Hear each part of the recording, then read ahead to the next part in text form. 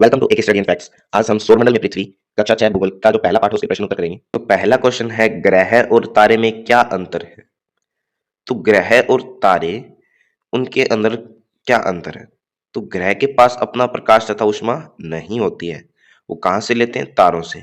तो तारों के पास क्या है? अपना प्रकाश तथा अपनी ऊष्मा होती है। ग्रह सामान्यतः तारे से छोटा होता है, ग्रह जो है छोटे होते हैं। तारे सामान्य रूप से ग्रह से काफी बड़े होते हैं। अगला क्वेश्चन है, सौरमंडल से आप क्या समझते हैं? तो सूर्य, 8 ग्रह, उपग्रह तथा कुछ अन्य खगोलीय पिंड से मिलकर सौरमंडल का निर्माण करते हैं और इसे हम सौर परिवार का नाम देते हैं। सूर्य सौरमंडल के मध्य में स्थित होता है। ग्रह अपनी निश्चित कक्षा में सूर्य का चक्कर लगाते हैं।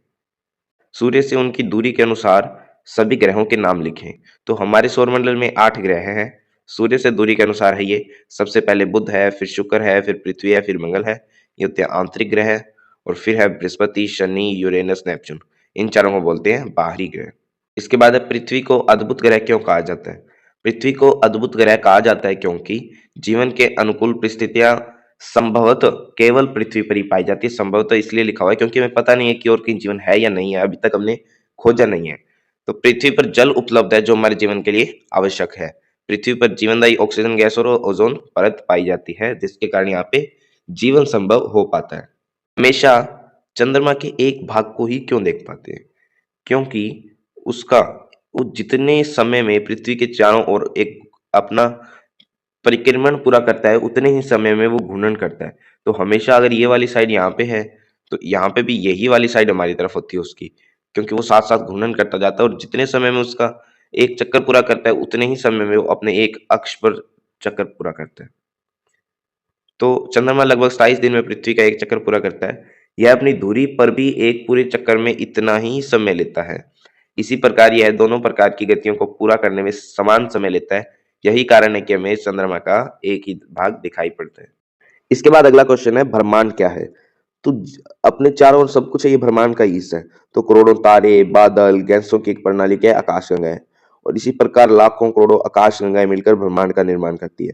ब्रह्मांड की विशालता की कल्पना करना अत्यधिक कठिन है। हम सभी इसी ब्रह्मांड का हिस्सा हैं। इसके बाद है, सही उत्तर चिन्हित कीजिए। पहला क्वेश्चन है, किस ग्रह को पृथ्वी के जुड़वा ग्रह के नाम से जाना जाता है? तो जो शुक्र ग्रह है उसको पृथ्वी के जुड़वा ग्रह के नाम से जाना जाता है। सूर्य से तीसरा सबसे नजदीक ग्रह कौन सा है? तो सबसे पहले है बुध, उसके बाद में शुक्र, उसके बाद में पृथ्वी। तो इसका राइट आंसर क्या हो जाएगा? पृथ्वी।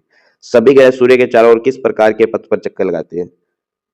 तो ना वो पूरी तरह से वृत्त होता है, ना ही वो पूरी तरह से आयत होता है। तो हम दीर्घ वृत्ताकार पथ इसको कह सकते हैं, वो बहुत बड़ा होता है।